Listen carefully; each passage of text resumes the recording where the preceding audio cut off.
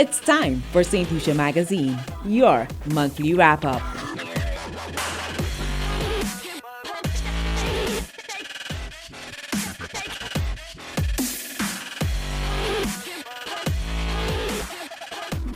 Hello and welcome to Saint Lucia Magazine, our monthly segment reviewing developments in government across various sectors including healthcare, education, the economy, agriculture, infrastructure and social welfare. I am Nivalo Geist. In this May recap, we will explore the positive changes and progress initiated by the government for the benefit of its citizens. Our team, along with the communications units of the various ministries, have been gathering stories and highlights of the government's initiatives and projects, and we are excited to share them with you. This is Saint Lucia Magazine. Leading our review segment are reports from the Office of the Prime Minister.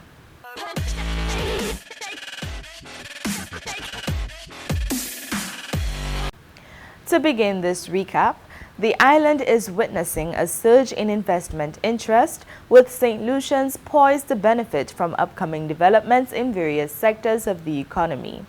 Prime Minister Honorable Philip J. Pierre says his government's endeavors are centered on citizen needs and national prosperity. Riani Isidore has more in this report. Investment interest in St. Lucia is surging, and our people will be at the forefront of the upcoming developments. Local and foreign investment plays a pivotal role in creating new jobs and upskilling our labor force to secure competitive salaries to support their families and contribute to the development of St. Lucia. The government is actively pursuing investment projects that will sustainably grow our economy, improve our infrastructure, and provide good-paying jobs for St. Lucians. Prime Minister Pierre is ensuring negotiations with investors center on the needs of St. Lucian citizens and the prosperity of our country. In his budget policy address on April 23rd, the Prime Minister announced new measures to build on this momentum.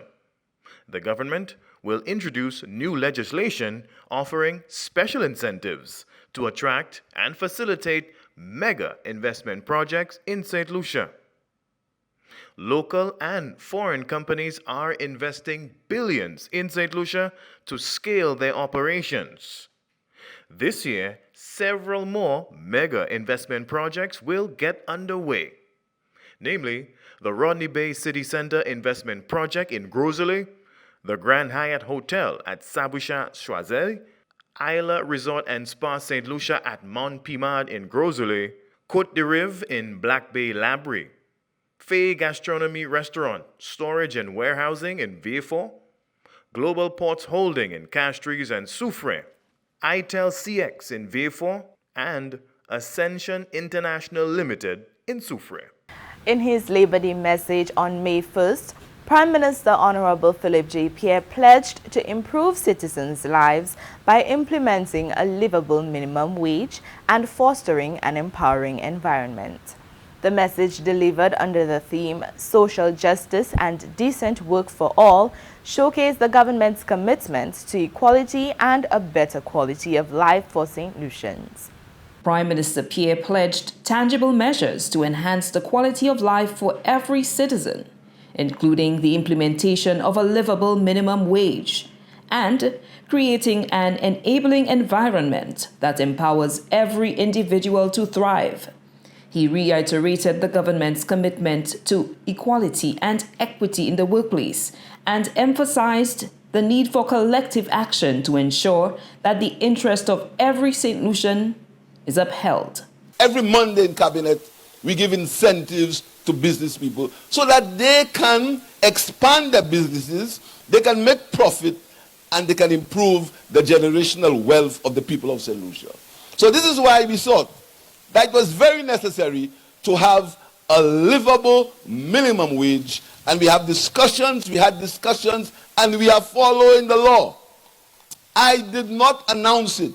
I spoke about the processes, and you must note, and these processes are going to manifest itself And by the 1st of August this year, when all the processes are completed, St. Lucia will have a livable minimum wage for the workers of this country.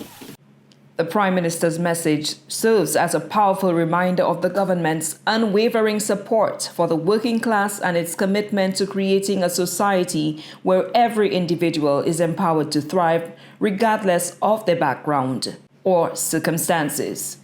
The Office of the Prime Minister says work is progressing steadily on the Northern Divisional Police Headquarters in Grosley.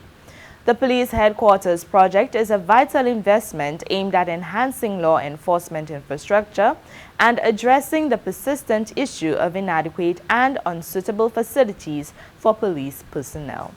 The Government of Saint Lucia marked a new beginning by turning the sword for the long-awaited Northern Divisional Police Headquarters project, initiated since 2016. On December 1st, 2023, construction finally began, and now, 6 months later, the project is moving forward with steady momentum. This $35.9 million initiative is a vital investment in law enforcement infrastructure, addressing the persistent challenge of insufficient and unsuitable facilities for police personnel in the north of the island. From 2017, you speak about a situation where your men and women on the police force are working in conditions that will not fit for people to work in. I remember coming here in 2021 and visiting the Grosley police station and apologizing to the officers for the conditions under which they worked. And from 2017, a government has had that opportunity to improve the conditions of work for these men and women. They refuse to do it. This initiative, facilitated through a build, own, lease, transfer agreement or BOLT between the Government of Saint Lucia and NIPU, signifies a strategic partnership dedicated to transforming the infrastructure within the law enforcement sector.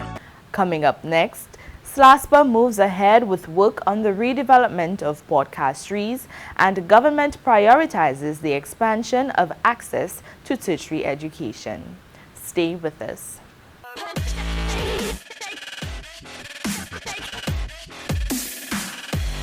Welcome back. Continuing with the recap from the Office of the Prime Minister, work on the redevelopment of Port Castries has begun. The St. Lucia Air and Seaports Authority, SLASPA, officially handed over the management of its cruise port operations to Global Port Holdings. Riani Isidore tells us more. The redevelopment of Port Castries is officially underway. On April 30th, the St. Lucia Air and Seaports Authority, SLASPA, transferred the management of its cruise port operations to Global Ports Holding, GPH. The Government of Saint Lucia and GPH finalized a historic concession agreement in 2023. Our presence here today would not have been possible without the collaborative support of key agencies who ensured that this agreement is mutually beneficial. The agreement will see GPH inject $135 million into the local economy.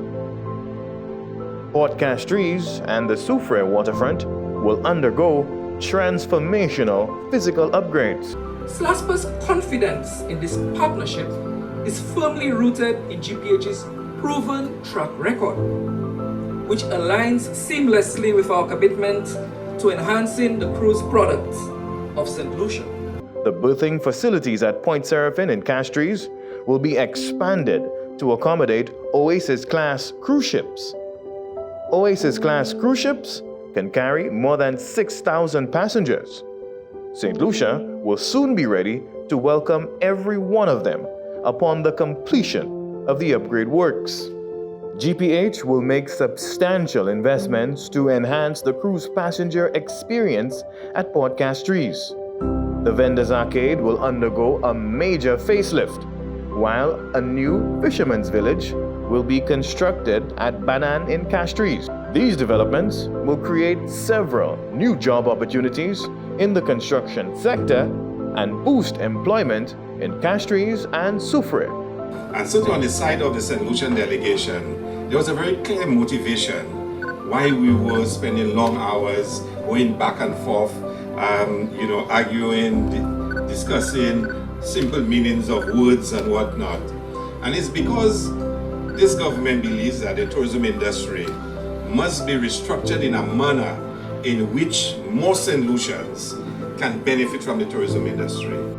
The government's agreement with GPH ensures local service providers like taxi drivers and tour operators and small business owners like craft and dry goods vendors reap the full benefits of the anticipated increase in commercial activity at Port Castries and the Soufriere waterfront. We are just a tenant. We don't own the property, we don't own the birds, we don't own the buildings, we're just a tenant there. So who is our landlord? The government, Honorable Pierre and his cabinet. Who is the real owner of the assets are the people of Saint Lucia. So if the local people and the community is not happy of what we do or how do we operate, we're in deep trouble. There's no doubt about it. And I said the same thing for Bahama, and I'll never forget, I forgot which minister it was. He basically said, for me to approve this deal as a minister, although the PM and everybody was supporting us, we need a wow factor. Remember, I forgot which minister it was. So we made sure there was a wow factor. And Prime Minister, Honorable Prime Minister Pierre, I promised there will be a wow factor here. GPH is the largest independent cruise port operator in the world. The company aims to increase cruise passenger arrivals in St. Lucia to 1 million visitors annually. This government always defends the interests of the people of St. Lucia. That's what we're about. We're very happy. We had tough negotiations. It went tough. We were up and down. He had to come to cabinet almost every Monday morning, asking me to do things. Up to yesterday, I had to sign something. Before I signed it, I had to read everything, literally read everything, because I wasn't signing anything that would cause the people of St. Lucia harm. I was not signing it. So I think that we had very tough negotiations, but I think the end result would benefit the people of St. Lucia. And this is all we ask from you, Chairman. All we ask from you is keep your promises. We need you to begin to do the work as soon as possible. Port Castries and the Soufriere waterfront remain state assets and have not been sold. Meanwhile, SLASPA retains full control over its cargo and ferry operations. Private sector leaders met with the Prime Minister for a consultation aimed at advancing the development of the local business sector and the exploration of solutions to challenges facing St. Lucian businesses. Melissa Paul has the details. On May 14th, Prime Minister Pierre engaged private sector leaders at a first-of-its-kind consultation to advance the development of the local business sector and brainstorm potential solutions to address the challenges affecting St. Lucian businesses. So I just want to reiterate that anyone who doubts this government's commitment, and I use the word strongly, commitment, not possibly in talk and in flowery words, but in action towards the private sector, our government has done that. The Ministry of Commerce, led by Honorable Emma Hippolyte, facilitated the consultation. Business leaders provided feedback and government ministers gained insight during the productive exchange. Absolutely essential. But the question for us as an association is what can we do and work with the government in terms of working with the government. We believe it is very unique and very timely. So we hope that with this sort of engagement, we'll be seen as strong and willing and able stakeholders who may be able to play our part. It gives both of us a better understanding. The private sector has an opportunity on behalf of its members to communicate some of the issues and some of the concerns that they have. So we wanted to be here to at least to get the Prime Minister and the Cabinet of Ministers to understand the problems that we have.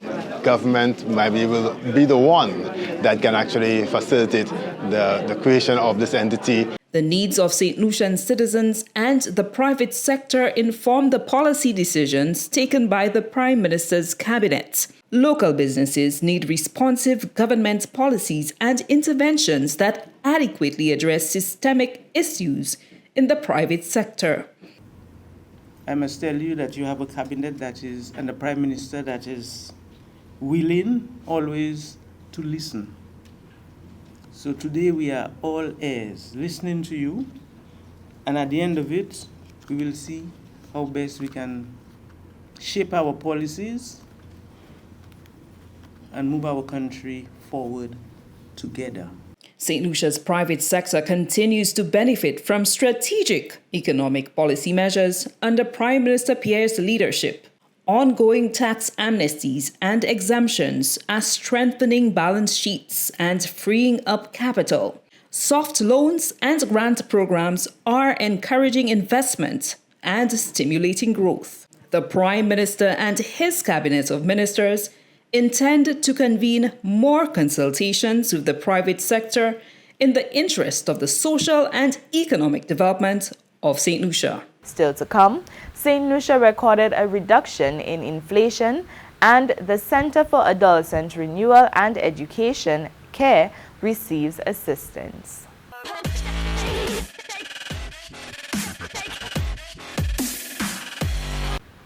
Welcome back.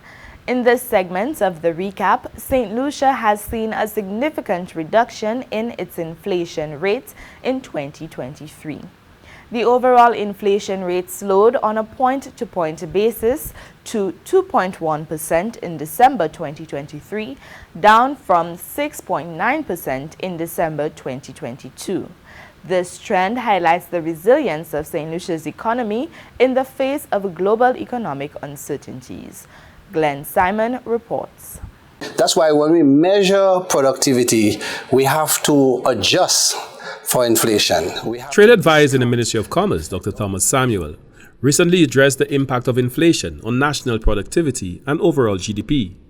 St. Lucia saw a significant reduction in its inflation rate in 2023, with the rate dropping to 4.1% from 6.4% in 2022. This decrease was largely attributed to favorable global supply developments and lower commodity prices, which helped ease domestic inflationary pressures. Inflation is a rate.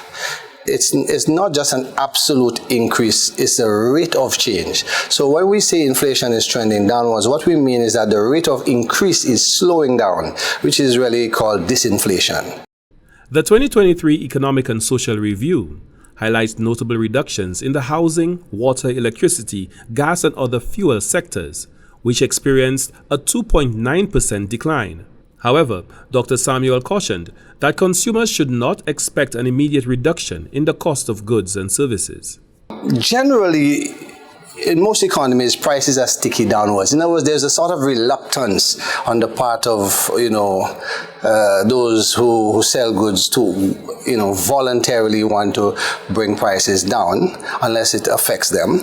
But the markets usually have a correction, and they're either going to be priced out of the market, and so they will see it in their interest to bring it down a bit. And because more goods come onto the market, so there's more supply. As supply catches up and corrects that imbalance that we had, as I alluded to earlier on. Government's efforts to stabilize the economy and support consumers through strategic policy measures have played a crucial role in managing inflation and fostering economic stability. Dr. Tekla Fitzlewis, president of the National Consumer Association of St. Lucia, stated that inflation remains a real concern for all consumers. While acknowledging the government's contributions to cushioning the impact of inflation, she proposed several recommendations to educate consumers on budgeting and financial planning, smarter comparative shopping, energy and resource conservation strategies. Also on debt management, we want to advise consumers to avoid high interest loans like the loan sharks and to pay down existing debt to reduce their financial strain. So it's a behavior that most must adopt. It's not just the government to give us subsidies and tax breaks, but it's for consumers to be educated enough to understand how to manage their spending and their debt. Regarding recommendations to the government and policymakers to address the impact of inflation, Dr. Lewis stated that the association has suggested measures such as targeted subsidies and support programs, tax relief incentives, and the continued promotion and consumption of local products. The Government of Saint Lucia is currently implementing some of these recommendations. For the National Competitiveness and Productivity Council, Glenn Simon reporting. The Center for Adolescent Renewal and Education, CARE, has seen an upgrade to its hospitality and catering block located at Cul-de-sac. The improvement is a joint initiative of the International Labour Organization, ILO, in collaboration with the India-UN Development Partnership Fund under the project, upgrading St. Lucia capacity to provide impactful vocational training for marginalized youth program. Chris Satney tells us more. The development of the facility at Cul-de-sac was part of an upgrading St. Lucia capacity to provide impactful vocational training for marginalized youth initiative, which commenced with the approval of a proposal for the project in 2018. The International Labour Organization ILO Decent Work Team and Office for the Caribbean managed the project, which is supported by the India-UN Development Partnership Fund via the United Nations Office for South-South Cooperation. It aims to expand vocational training possibilities for marginalized adolescents in St. Lucia. At a recently held ceremony, a plaque was unveiled by Education Minister Honorable Sean Edward and His Excellency Dr. Shankar Balachandran, India's High Commissioner to Barbados, St. Lucia and St. Vincent and the Grenadines. The project expects to achieve sustainable development goals, including no poverty, quality education, and decent work and economic growth. The marginalized youth will use opportunities provided through the upgradation of the skills in this institute to obtain better employment or to be self-employed, which would add to their own and by extension the country's economic growth. Education Minister Honorable Sean Edward meantime expressed the ministry's gratitude to the government and the people of India for the new facility, stating that the support received through the project will contribute to the government's efforts to reform the national education landscape and foster the advancement of technical and vocational education and training, or TVET, in St. Lucia. Any investment in the education and development of our youth is an investment in the development and sustainability of our country. This is a core belief of the Philip J. Pierre administration, and it is based on this principle that we continue to pursue avenues to advance youth development and education. CARE's Executive Director Carlin Mason says through the project, CARE will receive a much-needed facility to house their most highly subscribed to skill program, catering and hospitality. She says the institution has come a long way since it was founded in 1993 by Irish presentation brother Dominic Brunnock. And so, Your Excellency, it is with much gratitude that on behalf of the CARE family, particularly the Board of Directors, the management, staff, and trainees, that I thank you, through you, the government and people of India, for being the catalyst in making Brother Dominic's vision come to fruition. MP for Castries Southeast Joachim Henry, whilst commending the kind gesture from the Government of India, says the facility and further collaboration with CARE will complement other plans within the area for the development of young people, including a new youth service center within the community. And of course, I know that the new youth service center that will be placed across the road in Cul-de-sac, replacing the Boys Training Center, the Upton Girls Center, as well as the Center for Young Leaders, will collaborate with CARE so that the limited training that we have can be augmented and our young people can receive far more of the menu of services that care provides. The Center for Adolescent Renewal and Education, CARE, on April 26th, celebrates 31 years of operation since the Presentation Brothers established the institution to help rescue marginalized students, mainly those who had dropped out of school. From the Communications Unit of the Department of Education, Innovation and Vocational Training, I am Chris Satney reporting. Minister for Education, Sustainable Development, Innovation, Science, Technology and Vocational Training, Honorable Sean Edward, has expressed concern over the decision of the Caribbean Examinations Council, CXC, to suspend 4 subjects from the examinations roster of the Caribbean Secondary Education Certificate, CSEC, and Caribbean Advanced Proficiency Examination, CAPE levels. The affected subjects, Agricultural Science, Double Award, Mechanical Engineering, Green Engineering, and Electrical and Electronic Engineering, the minister said, are critical to the region's developmental needs. The minister urged educators and the Ministry Planning Unit to develop plans and initiatives to make these subjects more attractive to students. Given the importance of the subject areas in terms of the level of training they afford young people in the Caribbean and how significant those areas are to the development of individual member states and also as a collective, I believe it is something that needs to be revisited. The onus is on not just the CXC administration, but also the member states of the Caribbean that subscribe to the CXC to ensure that we encourage our students to gravitate towards the subjects that have been mentioned. Look at agricultural science double award, for instance. We have a serious food security issue in St. Lucia and by extension the Caribbean.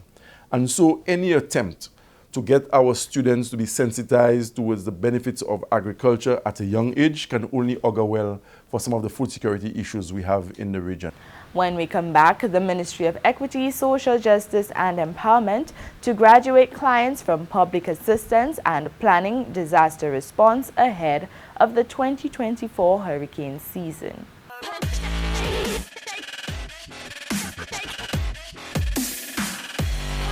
Welcome back. The Ministry of Equity, Social Justice and Empowerment is taking steps to reform the Public Assistance Program, PAP, with a focus on reducing dependency on social support services. The ministry is introducing the strategy for graduation aimed at empowering beneficiaries to achieve economic independence. More in this report from Chevroy Marius. The importance of empowering individuals rather than fostering dependence on social support services is central to the success of the initiative. The government's commitment to this principle was underscored recently by Minister Henry as he highlighted future plans for the rollout strategy for graduation from social assistance in St. Lucia. In his April 25, 2024-2025 budget presentation, Minister Henry assured that his ministry will apply the strategic approach outlined in the strategy document to the public assistance program.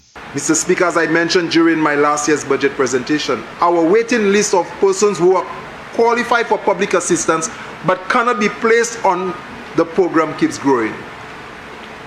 Mr. Speaker, to address the needs of our most vulnerable as a country, we must apply these interventions to social upliftment, empower and to facilitate economic inclusion of our most vulnerable. Minister Henry emphasized the critical need for transparency and objectivity in the administration of social welfare programs. He announced that the graduation process had commenced with comprehensive training sessions for ministry officials, focusing on the adaptation of a public assistance program operations manual. This manual, he says, will serve as a guide to ensure transparency and fairness in the selection process of beneficiaries. Let me break it down a little. Individuals from Welfare Group 1 with a score of 68 and below will be referred to as indigent poor. They will be eligible for welfare support and they will remain on the program. Individuals with a score between 68 to 69, referred to as poor, will be on track for exiting the public assistance program. And those with score more than equal or more than 79 or who are considered non-poor will be placed in 2 clusters. Cluster 1, these individuals will be offered a short-term based on their needs, while individuals in cluster 2 will be given notice to exit the program. Mr. Speaker, there's some people that cannot graduate from a school if you're not in the school. And then some persons who are on public assistance cannot be on public assistance because they are not poor. Because public assistance are for poor persons. And if you are not poor, how do we graduate you?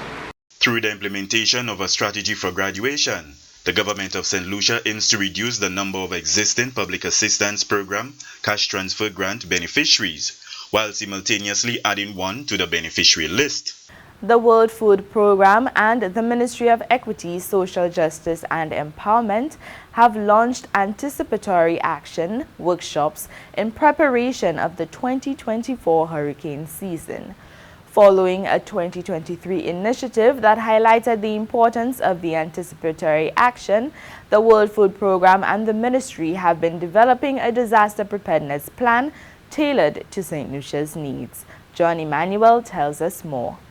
As the 2024 hurricane season approaches, St. Lucia has initiated proactive steps to protect vulnerable communities from the devastating impacts of natural disasters. A series of anticipatory action workshops has begun, led by the World Food Programme WFP in collaboration with the Ministry of Equity, Social Justice and Empowerment. So what anticipatory action does is to provide support to those persons before a hurricane strikes so that they are able to stock up, or whether it is just buy a galvanized sheet or board up a window, they have the funds to be able to do that. So we're really discussing this concept with the Ministry of Equity. It's a very innovative concept. It is new for the Caribbean, and the Ministry of Equity and the Government of Saint Lucia is really leading the way in the Eastern Caribbean for that discussion.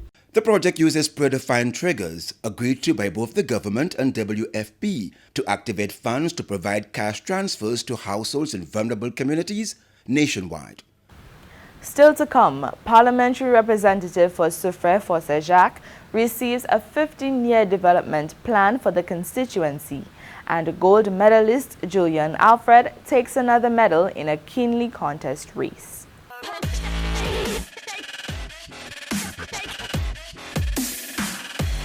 Thanks for staying with us. St. Lucia takes a leap towards food security with the Unleashing the Blue Economy of the Caribbean UBEC project, distributing 500 water tanks to livestock farmers. Minister for Agriculture, Food Security and Rural Development, Honorable Alfred Prosper, emphasized resilience amid climate challenges.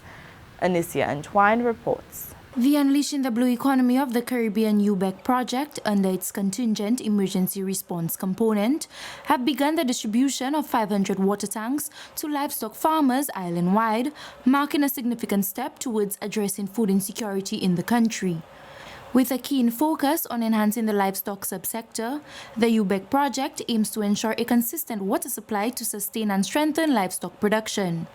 The distribution of 1,000-gallon water tanks has already commenced in Region 6, with eager anticipation from livestock farmers for the completion of distribution in the upcoming weeks.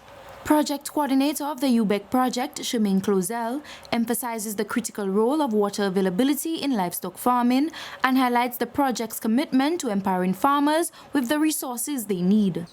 Under Component 3 of this project, and with funding from the World Bank, we are happy as UBEC to support the needs of livestock farmers, specifically as it relates to water security. The need was identified by the ministry based on their work in the field, but also on their relationship with farmers through the extension officers. It is well understood that a consistent supply of water is required not just for the normal operations of livestock farming, but also to facilitate expansion of the sector. Under Component 3 of the project, we will be addressing some of these barriers to expansion. In one way or another, we have all had to feel the impacts of recent events, natural events, and global crises on not just the cost of food, but also on access to supplies and access to markets. These have all conspired to place us in a very vulnerable position. Efforts are therefore underway to mitigate these impacts. The water tank distribution closely follows the recent donation of 34,000 bags of fertilizer to farmers across St. Lucia. Minister for Agriculture, Fisheries, Food Security and Rural Development, Honorable Alfred Prosper, highlighted that with climate change affecting water supply, this initiative will increase the resilience of St. Lucia's agriculture sector. Because every year around this time, we go through a harsh, dry season.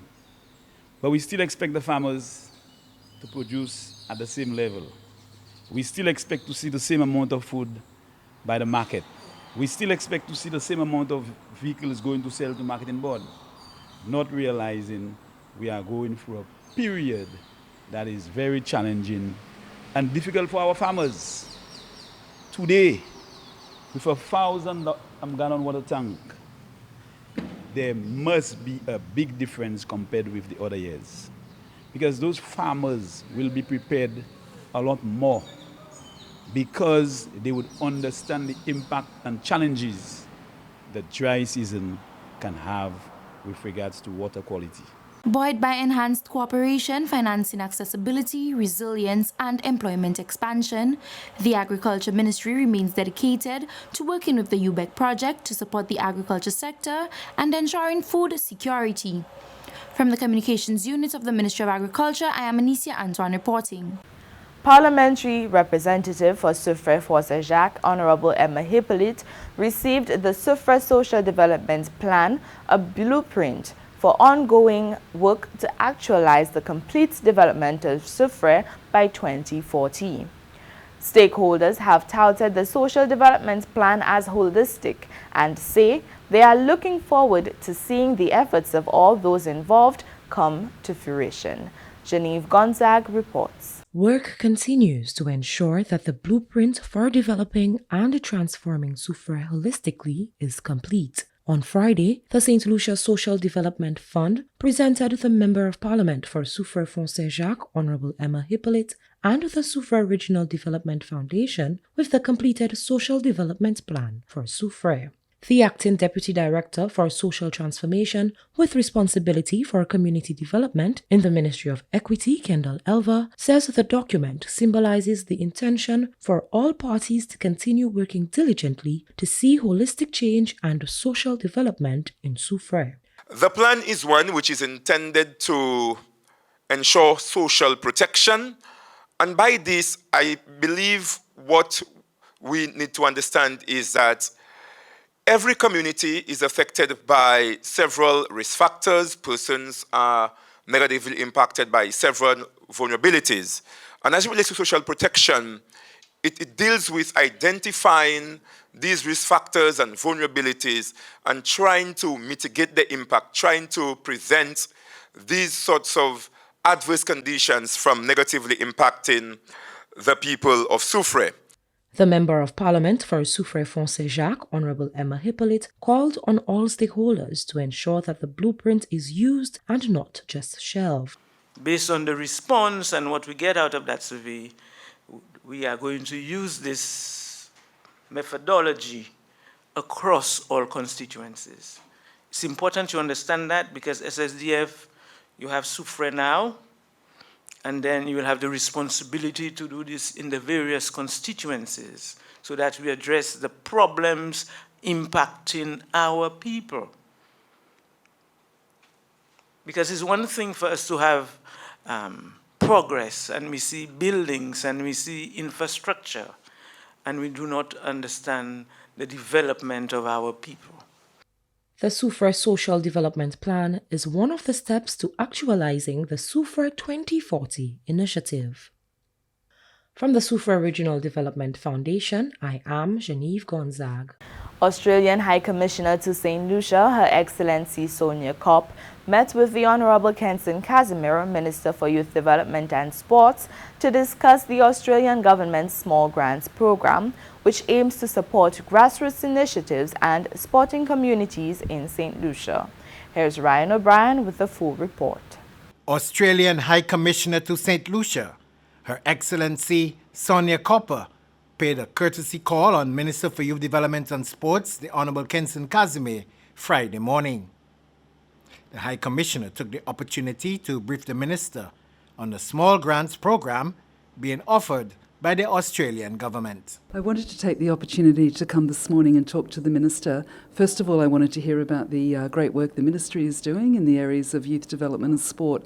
And the second reason was to tell the Minister about our small grants program, the direct aid program that we have here in St Lucia, which directly can benefit young people and sporting communities in the country. This is a small grants program. We've had it in St Lucia for a number of years already, at least 8 years. What it's designed to do is to benefit grassroots communities in the country to have a project that they need the funding for it, and it's just really meant to be a means for us to go back into the community and help organisations build up what they need. For his part, Minister Casimir was happy to have learnt of this facility being offered by the Australian government. Very excited about this meeting with the High Commissioner from Australia. As we know, Australia is one of the cricketing giants in the world.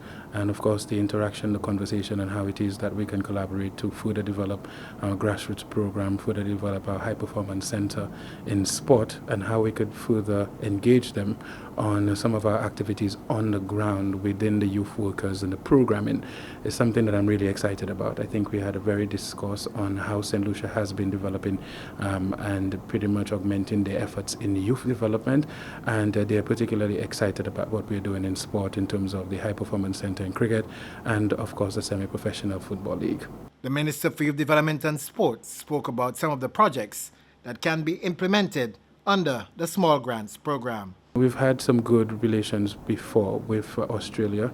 They have their funding mechanisms of up to $30,000 for very, very important thematic areas in terms of food security. A school like the Graniville School with about 2 acres, an acre of land available for a youth in agriculture program could really benefit from tapping into those sort of grants provided by the Australian.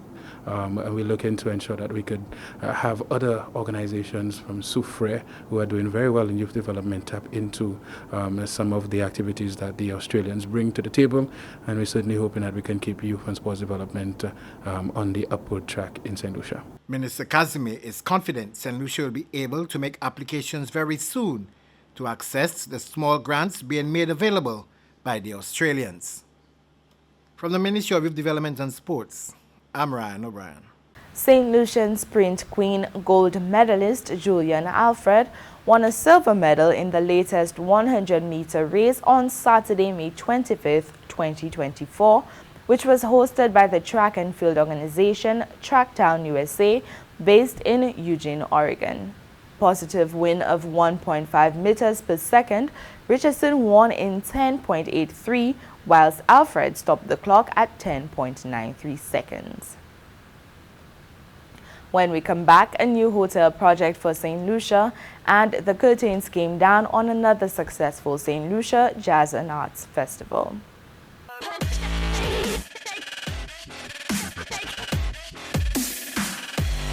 Welcome back. May 16th marked a significant milestone for St. Lucia as officials and investors gathered for the sword-turning ceremony of the new Isla Resorts, Villas and Residencies. Deputy Prime Minister and Minister for Tourism, Investment, Creative Industries, Culture and Information, Honorable Dr. Ernest Hilaire, expressed pride in the project. He emphasized how the project's alignment with St. Lucia promised the addition of wellness tourism as a title to be held by the island, in addition to its reputation as a leading destination for romance and adventure. There's no other place in the region that is going to offer what Lifeco would offer. And if you have some time, do some research on Lifeco and to see the quality of the product that they offer, and also the persons that actually utilize that facility where it exists in the world. And I learned last night that a new facility is being built in Egypt right now. So it tells you about the demand for that aspect of tourism. So St. Lucia will be offering something that no one else in the Caribbean offers, and certainly that would put us, in another category. And as the Mistress of Ceremony said, to be the world leading destination for honeymoons, Caribbean leading for adventure, and now for us to add we will be the leader for wellness. And I noted that LifeCo won the World Spa Awards, so by the same World Travel Awards. So it tells you that that's a new dimension that will open up in Saint Lucia. Prime Minister and Minister for Finance, Economic Development, the Youth Economy, Justice and National Security, Honorable Philip J. Pierre, commended the collaborative spirit of the investors. He took time to explain how the investment collated with the announcement of the upcoming publication of St. Lucia's new minimum wage, ensuring economic growth benefits for all. This investor always understood that our first obligation is to the people of St. Lucia, and our second obligation is for the investor, together with the people, to prosper and to make a profit. This has been our theme. We think that the investor, we have to create the enabling environment for the investor to make a profit.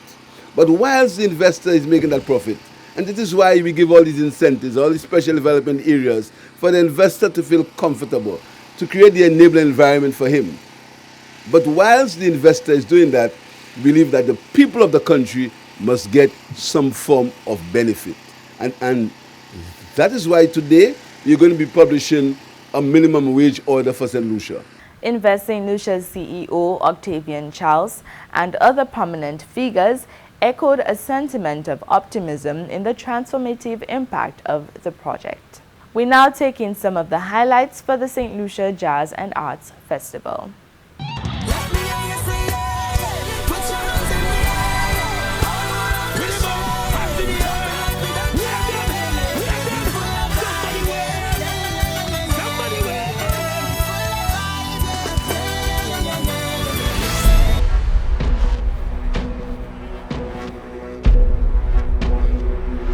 Today is International Jazz Day, and it is a fitting day for us to start off the 2024 edition. I came out to do a little hustle and enjoy myself at the same time.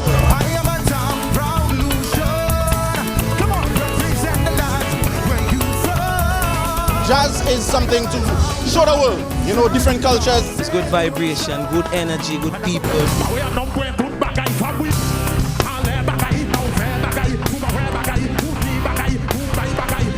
It's a whole vibe. If you miss it, don't miss it next year because ding ding ding ding ding ding.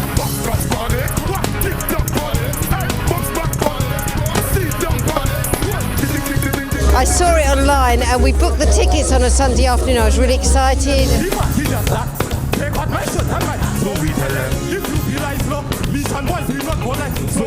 With the opening this year, we thought it was important to feature other segments of our music, other genres if you like. We're from the UK and we're going to have a good time tonight.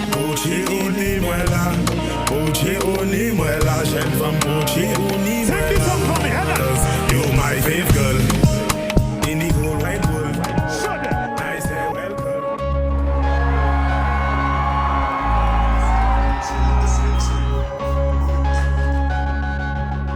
I'm happy that you're here, and I want to declare the 2024 Jazz Festival officially open. Enjoy yourselves.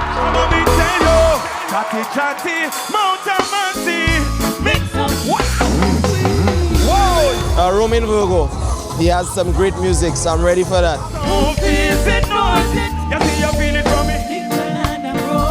We're from Matnik, so we come and see him.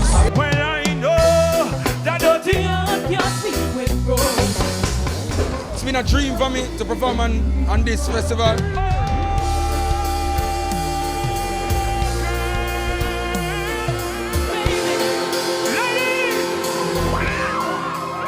I'd do anything just to see you come dance for me, darling.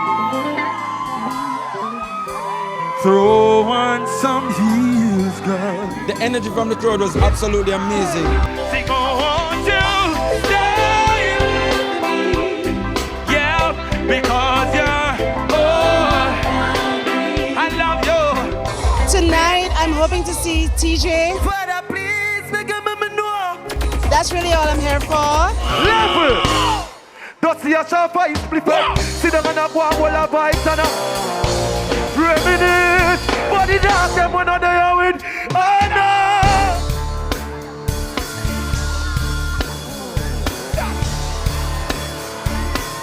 It's a nice vibes and the energy was wonderful.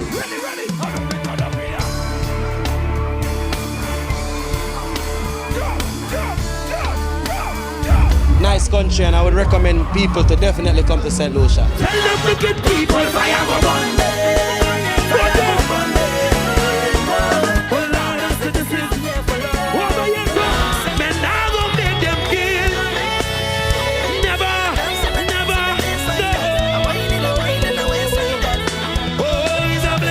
That's no boy. When I call tell you, say, yo, I in your zone, immediately say, yeah, let's do it. People don't know you.